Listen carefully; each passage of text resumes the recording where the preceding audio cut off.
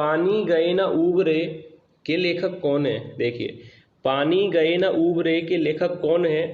4 option आपको दिए गए हैं। पहला है कबीरदास ने लिखा है या कबीरदास के लेखक है, या ऑप्शन बी तुलसीदास, या ऑप्शन सी रहीम, या ऑप्शन डी सूरदास। तो देखिए, आपने ये जो है पढ़ा होगा पानी गए ना उबरे, तो यानी किस इसके लेखक कौन है, यानी ऑप्शन सी राइट आंसर हो जाएगा, रहीम। याद रखिएगा, ऑप्शन सी इस प्रश्न का राइट आंसर है। पानी गए ना उबरे के लेखक कौन है, यानी ऑप्शन सी रहीम। अब देखिए नेक्स्ट देखते हैं। ज़्यादा प्रश्न नहीं है, फिर भी आप लोग वीडियो देखिएगा क्योंकि जितने भी प्रश्न हैं वो काफ़ी ज़्यादा महत्वपूर्ण है आपके एग्जाम के लिए। तो देखिए, अब प्रश्न दिया गया है, अंधा युग किस प्रकार की रचना है। देखिए कितना अच्छा प्रश्न पूछा गया है कि अंधा युग किस प्रकार की रचना है। 4 ऑप्शन आपको दिए गए हैं, यानी उपन्यास है, या काव्य है, या ऑप्शन सी काव्य नाटक है, या नाटक है। तो देखिए 4 ऑप्शन आपको दिए गए हैं कि अंधा युग की जो है किस प्रकार की रचना है। तो 4 ऑप्शन है। मैं आपको बता दूं कि अगर ये प्रश्न आपसे पूछा जाए तो याद रखिएगा कि अंधा युग किस प्रकार की रचना है। तो मैं आपको बता दूं इस प्रश्न का राइट आंसर है ऑप्शन सी, यानी अंधा युग जो है काव्य नाटक है। यहाँ पर देखिए ऑप्शन देखिए, काव्य भी दिया है और नाटक भी दिया है। तो ना तो यहाँ पर, अगर यहाँ पर काव्य नाटक ऑप्शन में दिया गया है तो ये ऑप्शन गलत है। याद रखिएगा, याद रखिएगा, अगर ये प्रश्न आपसे पूछा जाए और ऑप्शन में काव्य नाटक दे रखा है तो काव्य नाटक ही वहाँ पर आपको टिक करना है। काव्य और नाटक अलग से भी यहाँ पर ऑप्शन दिए गए पर वह गलत है। यहाँ पर ऑप्शन सी सही हो जाएगा। अंधा युग किस प्रकार की रचना है, यानी वह काव्य नाटक है। याद रखिएगा, ऐसे ही प्रश्न आपसे पूछे जाएंगे। हम वही प्रश्न लेते हैं वीडियो में जिनके चांसेस काफ़ी रहते हैं एग्जाम में आने के। तो देखिए क्वेश्चन आगे देखते हैं। देखिए प्रश्न दिया गया है कि निराला ने किस पत्र का संपादन किया। इस प्रश्न पे भी पहले आप स्टार बना लीजिए, एग्जाम के लिए काफ़ी अच्छा प्रश्न है। निराला ने किस पत्र का संपादन किया। ऑप्शंस देखिए दे रखे हैं। पहला ऑप्शन दिया है मतवाला, या ऑप्शन बी स्वतंत्र, या ऑप्शन सी मर्यादा, या ऑप्शन डी हंस। तो देखिए यहाँ पर 2 ऑप्शन तो आपको क्लियर दिखाई दे रहे हैं कि गलत है। मर्यादा और हंस पत्रिका के तो ये संपादक नहीं है, आपको पता है मर्यादा और ये तो वैसे ही क्लियर यहाँ पर गलत हो गए। अब यह 2 ऑप्शन जो बचे हैं मतवाला और स्वतंत्र, इसमें से कोई एक राइट है। यानी निराला ने जिस पत्र का संपादन किया था उसका नाम है ऑप्शन ए मतवाला। याद रखिएगा, निराला ने यानी सूर्यकांत त्रिपाठी निराला ने किस पत्र का संपादन किया था, मतवाला पत्र का। याद रखिएगा, ऐसे ही प्रश्न जो है आपको एग्जाम में देखने को मिलेंगे। तो देखिए अगर पूछा जाए कि सूर्यकांत त्रिपाठी निराला ने किस पत्र का संपादन किया तो याद रखिएगा मतवाला इस प्रश्न का राइट आंसर होगा। अब इसके बाद देखिए नेक्स्ट प्रश्न दिया गया है।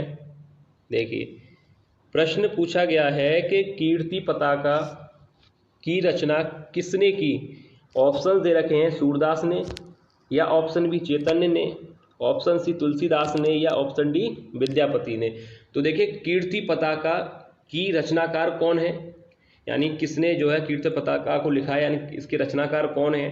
तो मैं आपको बता दूं, अच्छी तरह से याद रखिएगा, ऑप्शन डी यानी विद्यापति इस प्रश्न का राइट आंसर होगा। कीर्ति पताका की रचना किसने की थी, विद्यापति ने। याद रखिएगा, अच्छा प्रश्न है। कीर्ति पताका के रचनाकार के बारे में आपसे पूछा जाए तो विद्यापति जो है इस प्रश्न का राइट आंसर होगा। अब देखिए इसके बाद नेक्स्ट प्रश्न देखते हैं। कंप्लीट वीडियो देखिएगा आप लोग। अगर वीडियो पसंद आए तो लाइक जरूर कीजिएगा और चैनल को सब्सक्राइब जरूर कर लीजिएगा। अब देखिए नेक्स्ट प्रश्न दिया गया है, मृगावती किसकी रचना है। मृगावती किसकी रचना है। ऑप्शंस दिए गए हैं। पहला ऑप्शन है जायसी, या ऑप्शन बी घनानंद, या ऑप्शन सी कुतुवन, या ऑप्शन डी चैतन्य। अब देखिए 4 ऑप्शन दिए गए हैं कि मृगावती किसकी रचना है। तो सरल प्रश्न है इसलिए ज़्यादा समय नहीं लेंगे इसमें। ऑप्शन सी इस प्रश्न का राइट आंसर हो जाएगा, यानी कुतुवन। याद रखिएगा, मृगावती किसकी रचना है, कुतुवन की रचना है। अच्छा प्रश्न है, तो याद रखिएगा मृगावती के बारे में पूछा जाए तो यह रचना कुतुवन की है। अब इसके बाद देखिए नेक्स्ट प्रश्न देखते हैं। देखिए नेक्स्ट यहाँ पर प्रश्न दिया गया है, पंच परमेश्वर कहानी किसकी रचना है। इस पे भी पहले आप स्टार बना लीजिए, ये भी प्रश्न एग्जाम के लिए काफ़ी अच्छा है कि पंच परमेश्वर कहानी किसकी रचना है। ऑप्शन दे रखे हैं अमरकांत की, या ऑप्शन बी प्रेमचंद की, या ऑप्शन सी यशपाल की, या ऑप्शन डी जैनेन्द्र की। तो देखिए पंच परमेश्वर कहानी किसकी रचना है, अगर ये प्रश्न आपसे एग्जाम में पूछा जा सकता है क्योंकि अच्छा प्रश्न है एग्जाम के लिए। पंच परमेश्वर कहानी के लेखक कौन है या किसकी रचना है, तो याद रखिएगा इस प्रश्न का जो राइट आंसर है यानी ऑप्शन बी प्रेमचंद। पंच परमेश्वर कहानी के लेखक रचनाकार कौन है, प्रेमचंद यानी मुंशी प्रेमचंद इस प्रश्न का राइट आंसर है, याद रखिएगा। अब देखिए इसके बाद नेक्स्ट प्रश्न देखते हैं। देखिए प्रश्न देखिए कितना अच्छा प्रश्न दिया गया है। देवसेना किस नाटक कृति की स्त्री पात्र है।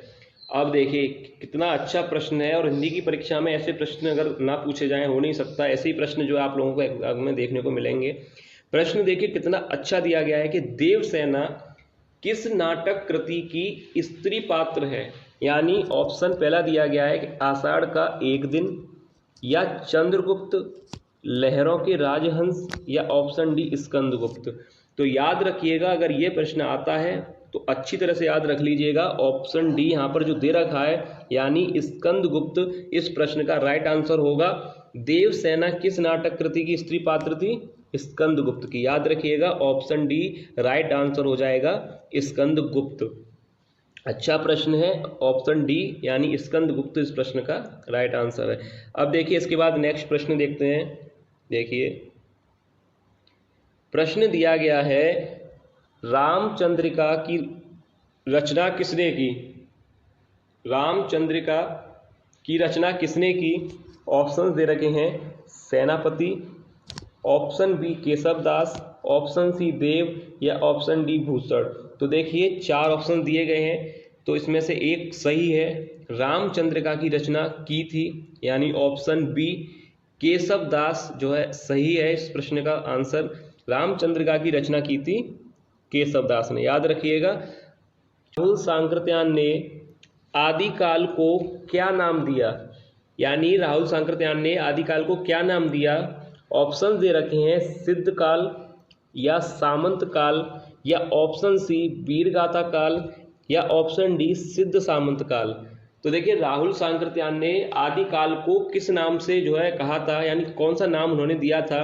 तो देखिए आदिकाल को उन्होंने कहा था, ऑप्शन डी राइट हो जाएगा सिद्ध सामंत काल, याद रखिएगा राहुल सांकृत्यायन ने आदिकाल को सिद्ध सामंत काल कहा था। यह प्रश्न एग्जाम के लिए काफी ज्यादा महत्वपूर्ण है, और इसी तरह के प्रश्न आप लोगों से एग्जाम में पूछे जाएंगे। तो आप पहले तो इस प्रश्न पे आप स्टार बना लीजिए, ताकि जब भी आप वीडियो देखेंगे आपको याद रहेगा। तो यह प्रश्न काफी ज्यादा महत्वपूर्ण है, तो आपको आंसर अच्छी तरह से समझ में आ गया होगा कि राहुल सांकृत्यायन ने आदिकाल को सिद्ध सामंत काल कहा था। अब देखिए सेकंड देखते हैं, क्वेश्चन नंबर सेकंड। देखिए प्रश्न दिया गया है जीने के लिए उपन्यास के लेखक कौन है। देखिए जीने के लिए उपन्यास के लेखक कौन है, अच्छा प्रश्न है कि जीने के लिए उपन्यास के लेखक कौन है। ऑप्शंस दे रखे हैं, option A Yashpal, option B Rahul Sankrityayan, या ऑप्शन सी नागार्जुन, या ऑप्शन डी रांगे राघव। तो देखिए इस प्रश्न का जो राइट आंसर होगा वो मैं आप लोगों को बता दूं कि जीने के लिए जो उपन्यास है वह किसने लिखा है। तो ऑप्शन बी इस प्रश्न का राइट आंसर हो जाएगा राहुल सांकृत्यायन। काफी अच्छे प्रश्न है वीडियो में, इसलिए आप लोग वीडियो कंप्लीट देखिएगा। जीने के लिए उपन्यास अगर आपसे पूछा जाए तो राहुल सांकृत्यायन राइट आंसर होगा। अब इसके बाद देखिए नेक्स्ट प्रश्न देखते हैं। देखिए प्रश्न दिया गया है कि व्याकरण दर्पण किसकी रचना है, व्याकरण दर्पण किसकी रचना है। ऑप्शन देखिए दे रखे हैं, पहला ऑप्शन दिया है श्याम सुंदर दास, option B Ramchandra Shukla, option C Kishoridas Vajpayee, या ऑप्शन डी शिव पूजन साय। तो देखिए हर वीडियो में एक प्रश्न जो है आप लोगों के लिए दिया जाता है, यानी आप लोगों को उस प्रश्न का जो है राइट आंसर बताना होता है। तो आज की वीडियो में यही प्रश्न है जो आप लोगों को कमेंट करके बताना है, यानी इस प्रश्न का राइट आंसर क्या होगा वो आप लोग कमेंट करके बताइएगा कि व्याकरण दर्पण किसकी रचना है। चार ऑप्शन दे रखे हैं, तो इसका आंसर आप लोग कमेंट करके जरूर बताइएगा। अब देखिए नेक्स्ट देखते हैं। देखिए नेक्स्ट प्रश्न दिया गया है कि आकाशदीप किसकी रचना है। ऑप्शन दे रखे हैं कि प्रेमचंद, जयशंकर प्रसाद, सूर्यकांत त्रिपाठी निराला, या यशपाल। तो देखिए आकाशदीप किसकी रचना है, जब आपने पढ़ा होगा जो है लेखकों के बारे में, कवियों के बारे में अगर आपने पढ़ा होगा तो आपको पता होगा कि आकाशदीप जो है किसकी रचना है, यानी ऑप्शन बी इस प्रश्न का राइट आंसर हो जाएगा, जयशंकर प्रसाद। काफ़ी सरल प्रश्न भी है और अच्छा प्रश्न है कि आकाशदीप के बारे में अगर आपसे पूछा जाए तो जयशंकर प्रसाद इस प्रश्न का राइट आंसर होगा, याद रखिएगा। देखिए प्रश्न पूछा गया है कि कुकुरमुत्ता किस कवि की कविता है, कुकुरमुत्ता किस कवि की कविता है। ऑप्शंस दिए गए हैं सूर्यकांत त्रिपाठी निराला, या ऑप्शन बी सुमित्रा नंदन पंत, या ऑप्शन सी नागार्जुन, या ऑप्शन डी मोहन राकेश। तो देखिए कुकुरमुत्ता जो है किस कवि की कविता है। वैसे तो सरल है प्रश्न, आपको अब तक तो आंसर पता भी चल गया होगा, इसका आपको पता होगा। मैं आपको बता दूं कि इस प्रश्न का जो राइट आंसर है, याद रखिएगा पहला ही आंसर सही हो जाएगा, सूर्यकांत त्रिपाठी निराला। कुकुरमुत्ता किस कवि की कविता है, सूर्यकांत त्रिपाठी निराला जी की कविता है, याद रखिएगा। अच्छा प्रश्न है, कुकुरमुत्ता के बारे में पूछा जाए तो सूर्यकांत त्रिपाठी निराला जी की यह कविता है। अब इसके बाद देखिए नेक्स्ट प्रश्न देखते हैं। प्रश्न दिया गया है, देखिए प्रश्न देखिए कितना अच्छा प्रश्न पूछा गया है कि कलम का सिपाही के लेखक कौन है। कलम का सिपाही के लेखक कौन है। Option A Premchand, option B Amrit Rai, option C Amritlal Nagar, या ऑप्शन डी कमलेश्वर। देखिए यह प्रश्न भी हिंदी की परीक्षा के लिए अच्छा प्रश्न है। प्रश्न है कि कलम का सिपाही के लेखक कौन है। अगर ये प्रश्न आए तो याद रखिएगा ऑप्शन बी। अभी मैं दो प्रश्नों में आपको अंतर बताऊंगा, अभी देखिए पहले इसको समझिए। इस प्रश्न का तो जो राइट आंसर है वह है ऑप्शन बी यानी अमृत राय, याद रखिएगा अमृत राय इस प्रश्न का राइट आंसर है, ऑप्शन बी। अब ये प्रश्न आपने देख लिया कि इसमें पूछा गया था कलम का सिपाही लेखक कौन है, तो अमृत राय आंसर हो गया। अब देखिए जो नेक्स्ट प्रश्न दिया गया है उसको देखते हैं। देखिए अब यही प्रश्न पूछा गया है कि कलम का सिपाही किसे कहा गया है। अब दोनों प्रश्नों में अंतर तो आपको समझ में आ गया होगा कि कलम का सिपाही के लेखक कौन है वह आंसर अलग है, और यहाँ पर पूछा गया है कि कलम का सिपाही हिंदी साहित्य में किसे कहा जाता है। तो देखिए इसका आंसर अलग होगा। ऑप्शन दिया गया है पहला प्रेमचंद को, B Amrit Rai, option C Amritlal Nagar, या ऑप्शन डी कमलेश्वर। तो देखिए इस प्रश्न का जो राइट आंसर है अच्छी तरह से समझ लीजिएगा, दोनों में अंतर है। वहाँ लेखक पूछा गया था, यहाँ कहा गया है कि हिंदी साहित्य में किसे कहा जाता है कलम का सिपाही। तो पहला ऑप्शन ही सही हो जाएगा, मुंशी प्रेमचंद को कलम का सिपाही कहा जाता है, यानी ऑप्शन ए। याद रखिएगा ऑप्शन ए इस प्रश्न का राइट आंसर है, कलम का सिपाही किसे कहा गया है, मुंशी प्रेमचंद को। तो ये था आज की वीडियो का लास्ट प्रश्न।